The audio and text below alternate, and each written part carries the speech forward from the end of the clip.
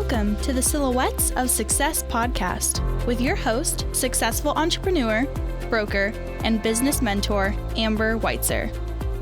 Because success comes in all shapes, sizes, and styles, the Silhouettes of Success podcast is shining the light on industrious women with a collection of curated conversations of intentional inspiration designed to inspire your heart, ignite your mind, feed your soul, and gift you with actionable insights directly from inspirational, everyday women who've shown tenacity, grit, and grace, having taken on the challenges in their lives and business and won. Remarkable, down-to-earth, and relatable, Amber and her guests will share with you uplifting and extraordinary real-life success stories, motivational ideas that just might help spark something within you. With the deepest desire to serve you, help you grow so you can begin to shine the light that will illuminate your very own silhouette of success. So, let's get to it. Welcome to the Amber Weitzer podcast, Silhouettes of Success. Such absolute joy and excitement in bringing you today's Silhouette of Success VIP featured guest. She has a robust and creative background from news anchor to PR to blogging, sparking a movement of mom-owned businesses, photography, sales, and is now focused on delicious, yummies, wine, travel, food, tourism, plus, drumroll please, not one, but two cookbooks that she's going to talk to us about here in a minute. She is a wife, mother of two, and I think she's just getting warmed up. So we're just going to bring her in without further delay. Please help me welcome Marlynn Schotland. Hello there, my friend. It has been far too long. Hello, it has been. Thanks so much for having me on your show. Well, thank you for joining us and taking time to share your silhouette of success. So as we begin, let's go ahead and let you share a little bit about your background with the audience. Sure. Well, as you so graciously have introduced me, my background is very varied. So I started out in broadcast news, went over to the other side of the desk into public relations for a few years, and then have done various things, but really for the last few years, I've been focusing on blogging for food, wine, and travel. My site is urbanblisslife.com. And in the last year, I have, as you said, written 2 cookbooks. It is just beyond. It's interesting. I love looking at all these dynamic things, all of these amazing women that have crossed my path. I'm blessed to have had that opportunity. And you were one that from the moment that we were introduced, my eyes were just already like saucers. I thought, okay, whoa.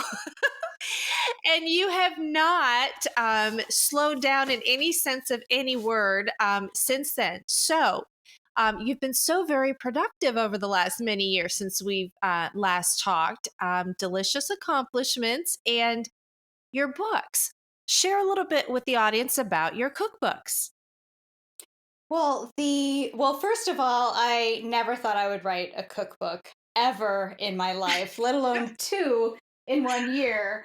So, it's definitely an example of when life gives you the opportunity, you say yes and just take the leap. So my first one is the Ninja Foodie Pressure Cooker Meal Plan Cookbook. And it's all about easy, fast recipes meant for families, busy weeknights, and also meal planning with those recipes. And then my second cookbook, which actually just came out, and I'm so excited about this one. It is the Super Easy Teen Baking Cookbook, and it is 60 simple step-by-step recipes that teens can bake all on their own, both sweet and savory recipes. Okay, love that. And so, just so the audience knows, we will be including those links in all of the resource notes. Yes, absolutely. Absolutely. So, what inspired the teen cookbook, dare I ask? It was one of those things that came up. My publisher, after I finished the first one, which was an amazing experience, I really just fell in love with writing cookbooks. I've always been in a writer, and writing cookbooks is a completely different experience and such a learning experience for me. And so when we were chatting after the first one about possibly a second one, I've been baking with my kids since they were toddlers. They've always been in the kitchen with me. And I thought this would be such a great opportunity to, their teens now, to be able to do something with them and for them. So really, this second cookbook is kind of my gift and ode to my children. That is fantastic. And they are just witnessing all of this greatness. Are they creative as well? Which I know they cook and they've been with you along these different journeys, but do they lean more to the creative side? Are they, is maybe one of them analytical, or are they all in? They're they're all in. My That's son cool. plays a lot of instruments, and my daughter is an artist. So they have their own creative thing that they do, which Mhm. is such a treat to see. Talking about that, where do you think that you're creative, or who initially maybe helped inspire you early on in your silhouette of success journey? Really, I think my parents supported my interests from a very young age. I've always been a voracious reader. They put me into adult writing classes when I was just in elementary school because I asked for it. So Wow. they've always supported, my interest, and writing has always been one of them. And then as far as cooking is concerned, definitely got that from being in the kitchen with my mom and my great grandmother, my Lula. She lived with us ever since I was born, and moved over to the States with us. And just being in the kitchen with them, cooking and learning from them, learning how to be an intuitive cook. It's such a blessing to have them as role models. What a gift. Wow. And you're passing it on. And not only now, you're passing it on to so many others with your books. I love it. I hope so. I hope it really inspires teens to get into the kitchen. Baking, I feel people tend to be more afraid of sometimes than cooking. They think it's so specific and scientific, but really, yes, it's part science, but it's just like cooking, as long as you are putting your heart into it, I think you can't go wrong. So is that where we combine art and science? Yeah, exactly. Exactly. Right? You get to put more of your creative flair on it. So with the cooking and the baking. So when you mentioned your current or your company's name, Urban Bliss Life, which again just so perfectly matches with you. But what inspired you, or what was the inspiration behind the name? Well, at the time we were living in close in Portland. And so, we love the urban environment. And really, bliss was the most important part of that. And bliss life is the most important part of that, really, is being able to live your bliss. And, food, wine, travel, those are three things that have always inspired me. And I feel like those are three things that are connectors between people, no matter where you live. So that's kind of where the name came from, and it's been around forever. Love that. And would they say that food is the language of love, or Exactly, exactly. Food is love. universal? Yeah, Yeah, food is universal. love. Add the wine and the travel, and I think everybody is blissfully happy, right? Right? Yeah, Good for everybody gets you. along. That's right. So it's interesting. We'll talk about your accomplishments and different things that you're most proud of, and sharing why, because again, that can inspire someone in the audience to look into that. But the WSET, your wine certification with distinction. Talk a little bit about that opportunity, because you're the second person in recent days that I've heard that, and I'm so intrigued. Oh, it is definitely something, again, just like writing a cookbook. I never thought that I would ever go through formal wine certification.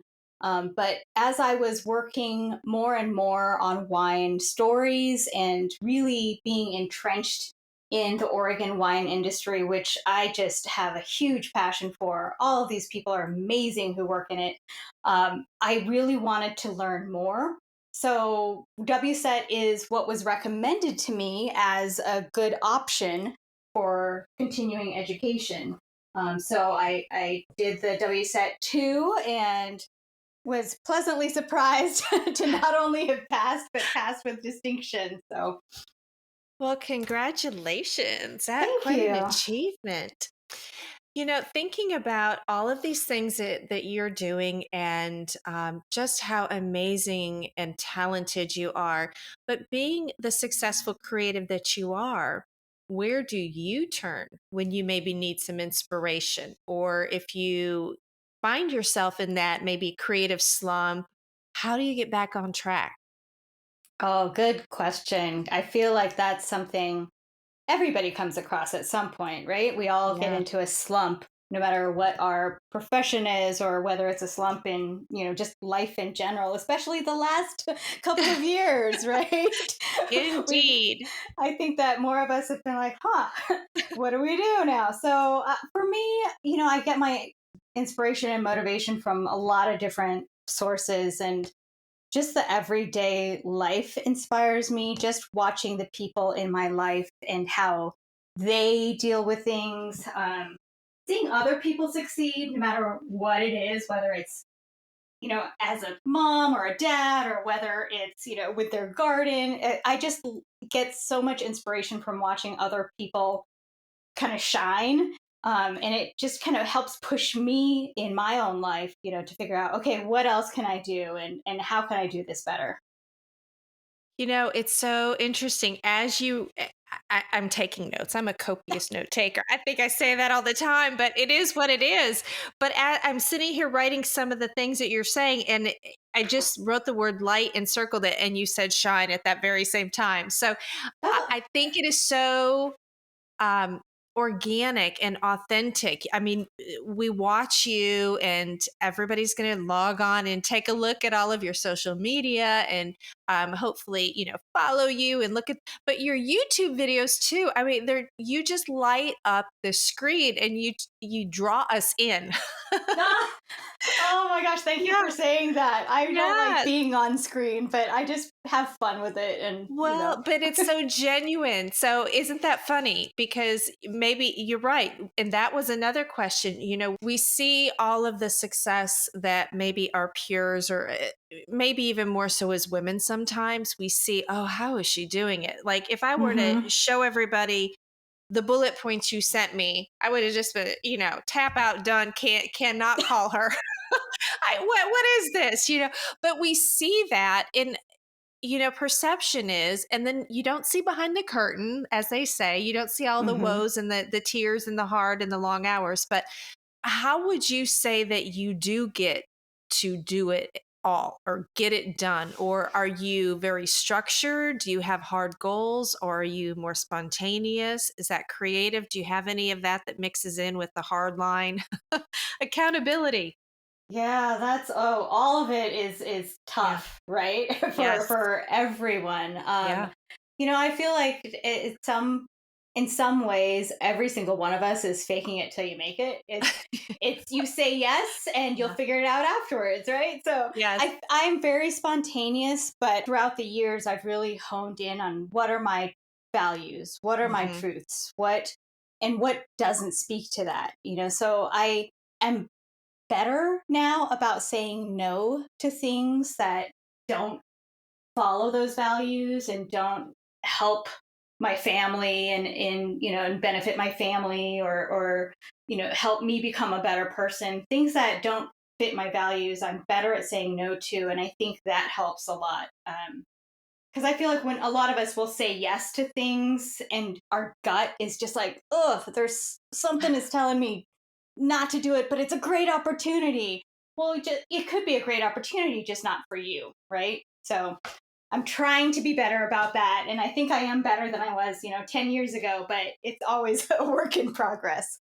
It's one of those things that might come with been there, done that, and like you said, but getting in touch and in tune and fine tuning your values and how it impacts you.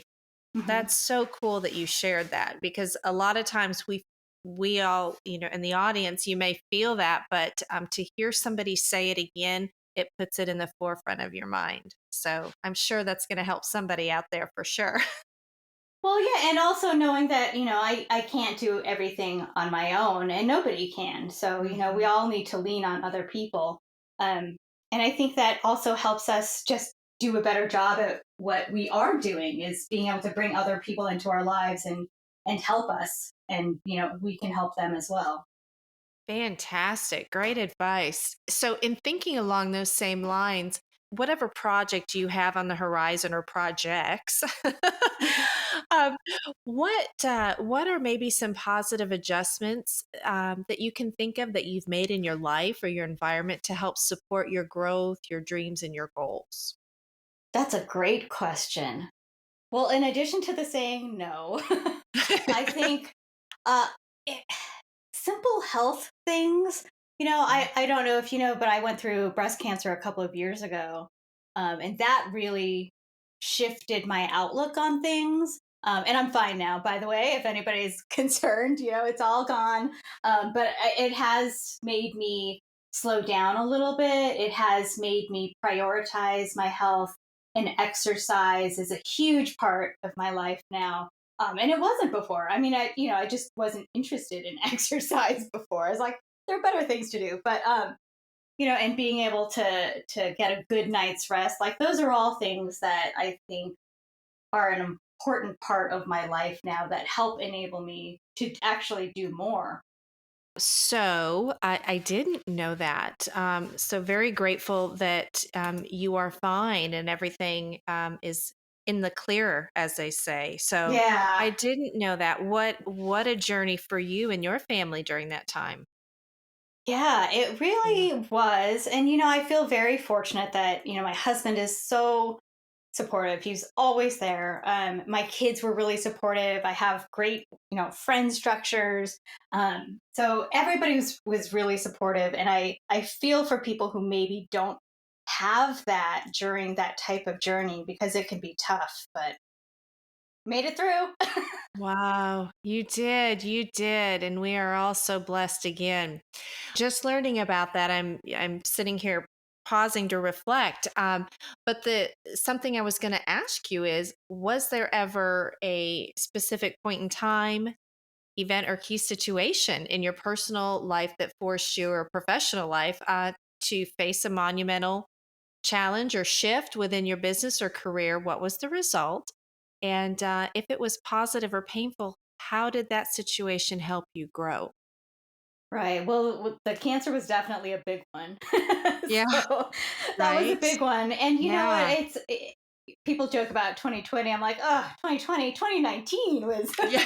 the year for me. But, at the same Yeah. time, like, I also traveled a lot more in 2019 than I ever had before. I had great doctors who, we scheduled surgeries and radiation around travel and family things. So that was a big one. I would say also maybe having my second child really changed things a lot. That was a tricky and difficult time because, you've got one and then all of a sudden you've got two and it's like, oh no, this is not Yes. the same. and, Yeah. and I was going a million miles a minute when I had Kate, my second child, and it just really forced me to, that I think was the turning point when I said, okay, what is my truth? What are my values? What do I not need to do? and Mm. and what do I absolutely have to do, to make this a really rich and fulfilling life? Because things were just not working at that point. So those are the two probably biggest things. Well, they're quite big. I would say so. But the fact that you did however much time it took. Again, we're looking back now, right? So Mhm. it could have been days, hours, weeks, months. but that you took the time and you were able to reflect and really dive in and be authentic about what did you need to do or what did you need to change. And that's difficult. It is. And I think for, quite a few people other entrepreneurs that I've talked to, that also happens when, you fail and you fail hard and you fail Mhm. fast, and I feel it's important for everybody to know that everybody fails, and whether you look at it as a failure or you look at it as a learning lesson, it also changes the outcome of things. So, So keep it in perspective, right? yeah, Try yeah. to, anyways, or give it a good cry, give it a good scream, and then get up. Yeah, Exactly. Yeah. yeah, Yeah. Go yeah. out with your girlfriends, Right. talk about it, and then yeah. Yeah, have some of that blissful life, right? Do a little wine and food and make a recipe or two and then move on. Get over it. So, oh Right. my goodness. Well, we're going to take a quick break to hear from this episode's sponsor, and we'll be right back. Is it time to sell your home? Build that dream home? Right sized? Or are you ready to invest in real estate? Couture Real Estate Firm is a local female-owned independent brokerage laser-focused on services exclusively tailored to our clients' real estate goals.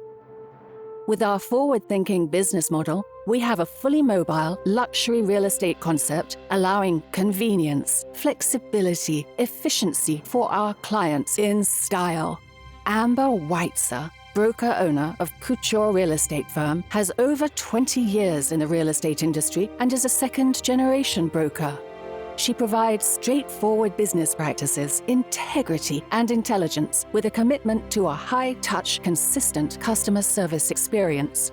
We take great pride in our reputation as a strong, referral-based brokerage. Discretion, tenacity, respect, and proactive business practices have earned Couture Real Estate Firm a loyal, repeat client business with a trusted global partner network. We strive for ultimate client satisfaction with successful results, doing it with class, consciousness, and a little avant-garde. In addition to serving our clients and vendor partners, we are extremely honored to be actively engaged in supporting the communities we serve by promoting small businesses, schools, and nonprofits. Real estate is direct sales business at its core, and we are highly trained sales professionals with the Mike Ferry organization adding dimension to the industry. Passionate about customer service, dedicated to client satisfaction, and driven to achieve successful results for our clients. Call Couture Real Estate Firm today at 817-233-7239 to discuss your real estate goals. We are back with all these great laughs and all the good times here. So I have to ask you, now that we've heard all of these wonderful things that you have been doing, and to the to be fair to you and the audience, I don't think we even remotely scratched what all you have done. So again, it's a big teaser for them to go look at all of the great things that you've done and that you're doing, and all of that to see how they can connect and work with you. And we'll do that in a minute. But I have to ask, so what's next? What is next? I'm What is next excited for for you? whatever it is. I don't, people have asked me and I have been, asked to possibly write another cookbook. That's a possibility. I really, like I said, I love writing cookbooks. I had no idea I would love it as much as I do. But I think, I'm going to continue with Urban Bliss Life. I'm having a blast. My audience is fantastic. It's a bunch of, moms like me who are also, very busy and trying to put dinner on the table and enjoy a glass of wine with their girlfriends and, maybe be able to travel here and there. So it's truly been an honor to do what I do because I feel like I've been able to connect with some amazing women through the blog. So I definitely want to keep that going for a while. I don't know. What else is next? Maybe open up. My husband and I have talked about opening up a wine shop or wine bar. Now is probably not the time, but yeah, sometime down the road. Wow, exciting. So, again, teaser that we're all going to need to pay close attention to what she's doing. Oh, that's fantastic. So, here we always like to try and share um, uplifting and inspiring resources and books or favorite authors or anything that you follow that helps or uplifts you, encourages you. So, do you have anything that you'd like to share with us? And if you do, what makes that a favorite of yours? There are so many people in general, especially a lot of successful women that I follow. I'm an Instagram gal. I'm on there constantly, and that's where I actually draw a lot of inspiration. So I'm trying to think of some people who inspire me. Padma, who's the host on Top Chef. I don't know if you know who she is, but she Uh-huh. is an incredible, not just food person, but she's just a really strong woman, and she's just come out with a children's book. I mean, she's somebody who I feel like I am impressed by how she is always speaking her truth. She's always being true to herself and her values, which is hard to do sometimes in the food industry, and especially if you are in the public eye all the time. People are going to have their own values that might not, vibe with yours. And as we all know, in the last couple of years, it's something that we've all had to face more often. And I think that, watching people who can face it with grace, and kindness is something that's always inspiring. Yes, it has been definitely something that is near and dear to everybody's heart as we are just going through this in the best way that everybody can. Mm-hmm. Hopefully, everybody's a little more kinder and gentler on those things. So, all right, my lady, in respecting your schedule and watching the clock here, as we begin to wrap up, we would like to give this opportunity to you. Where can our audience go to find and connect with you on your socials or support you in your continued success? Oh, well, first of all, I appreciate that opportunity. And I am at Urban Bliss Life pretty much everywhere. Urbanblisslife.com is the website. At Urban Bliss Life on Instagram, YouTube, Twitter, Pinterest.